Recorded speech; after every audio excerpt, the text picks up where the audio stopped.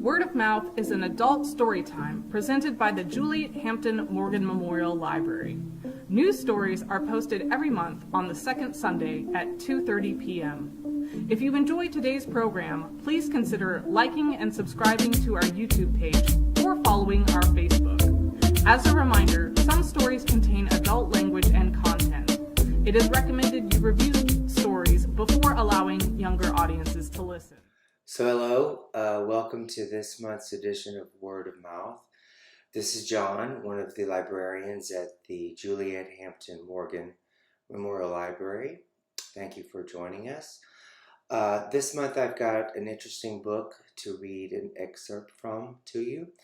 The title of this book is Destination Dixie, Tourism and Southern History. This is a book that is not in our collection. I ordered it through our Interlibrary Loan system, which is a very good service we offer if you're not familiar with that service. What we can do is order books for you from various libraries throughout the state and country that we don't have copies of in this system. So if there's a book you want to read and we don't own a copy in the Montgomery City County Public Library system, we can make an attempt to get it for you from outside the system through our Interlibrary Loan system. So that's something I wanted to bring to your attention. And if you're interested in that, you can contact the library and communicate with the reference department for more information about that, okay? So I thought this was a good book to read for the summer because in the summer is when most of us travel, or at least we would like to if we have time off. And I also chose this book because it's about tourism in the South, and most of us, or most of you probably tuning into this, are Southern. And I thought you would get a lot out of this. So it's a very interesting read. And I'm going to read the introduction to this book for you. This is what we would call an academic book or a scholarly book. The title again is Destination Dixie, Tourism and Southern History, and it's edited by Karen L. Cox, and she is a scholar and professor of Southern History at the University of North Carolina, Charlotte. The book consists of different essays written by different scholars on different perspectives of Southern history and tourism. So I would invite all of you to check out this book. If you're interested, and of course, like I said, we didn't have a copy in our system, so I was able to obtain it through our Interlibrary Loan system. So I'm going to start now with the introduction. The American South, long perceived as the most primitive and exotic regions in the United States, has been a destination for tourists since the country was founded. Since settlement, tourists have visited the region in an effort to better understand what set it apart from the rest of the country. Throughout the antebellum period, Northerners made treks to the South, not only to escape harsh winters, but also to explore regional differences of the American landscape, taking home with them examples of the flora and fauna to share with friends back home. When the Civil War halted the flow of tourists temporarily, wealthy tourists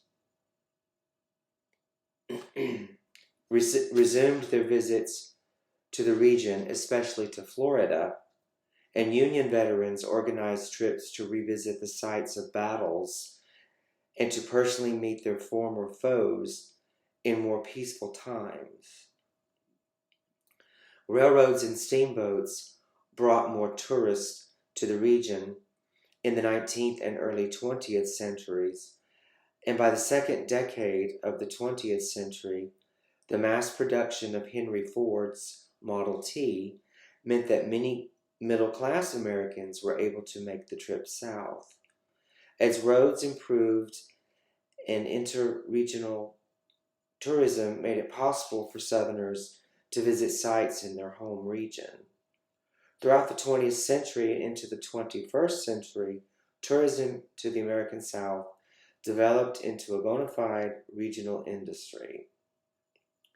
For most of the last 2 centuries, one of the most valuable commodities the South had offered tourists had been its unique place in the history of the United States. Southern states and locales have made it their business to promote the region's role in the founding of the nation, beginning with the very first house museum to be preserved in the United States, George Washington's Mount Vernon in Virginia.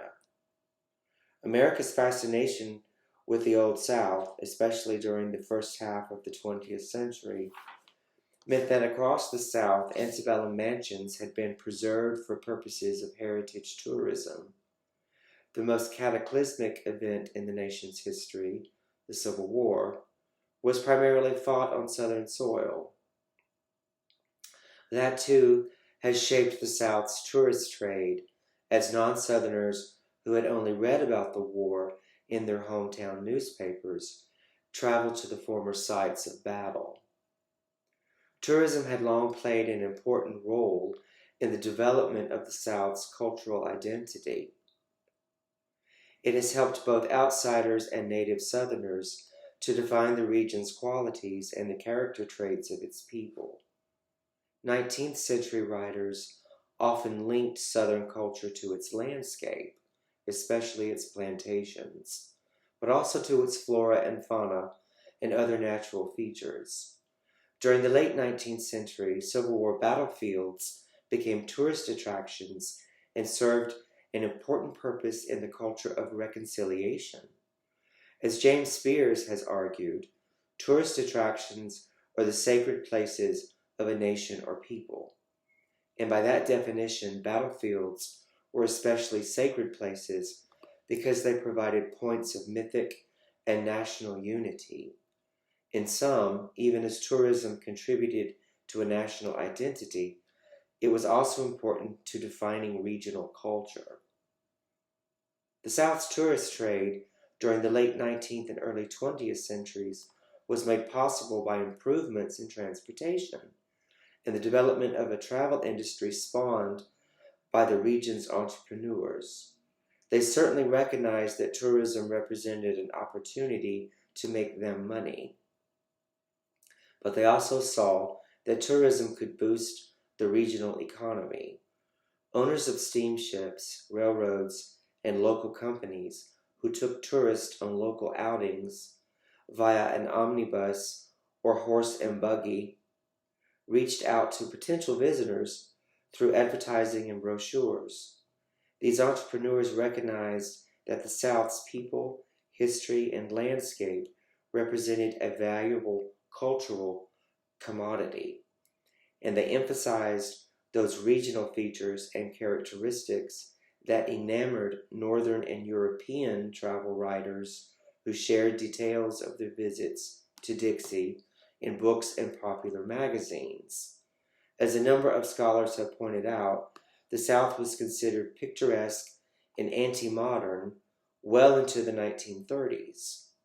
And Yankee tourists could enjoy in the region an exotic location and a pastoral America that was visibly absent in the urban industrial landscapes of the North and Midwest where they lived. As Rebecca McIntyre argues in her book, Souvenirs of the Old South, Northern Tourism and Southern Mythology, these same Northerners played an important role in shaping a Southern identity for the region, which had repercussions especially for African Americans. In the period following the Civil War and extending well into the 20th century, there was an entire genre of travel literature that described the region to the American reading public, whose curiosity about the South provided a niche market for Northern publishers.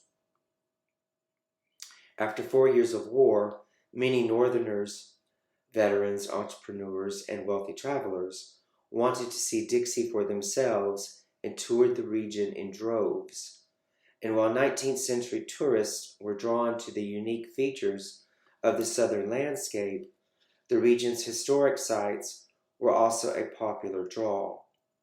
Certainly, Americans traveled to other parts of the United States during the second half of the 19th century, yet as historian Cindy Aaron points out, the West remained primarily accessible to those with substantial wealth. Thus, most Americans living in the North or the Midwest who wanted to experience a different landscape found it easier and less expensive to travel to the South. As Sears has written, tourism enabled people to define America as a place and helped to free them from their everyday constraints.